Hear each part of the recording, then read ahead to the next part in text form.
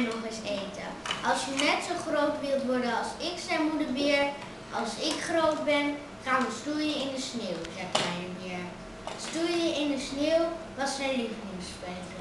Hij giechelde toen moeder beer en door de sneeuw rondde. Kent, je moet wel opletten, hè? Als ik groot ben, wil ik net zo hard rennen als jij, mama, zei kleine beer. Hij sprong overeind en begon te rennen. Maar moeder beer haalde hem al snel in. Je moet veel oefenen als je even snel wilt worden, als ik riep ze. Sneller, sneller kan ik niet, zei kleine beer. Ik ben nog niet groot genoeg.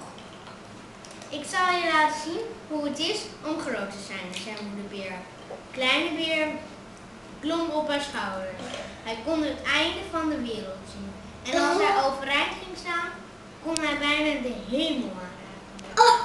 Zou ik dat anders even naar de kant leggen, Bent? Want jij let niet op, hè?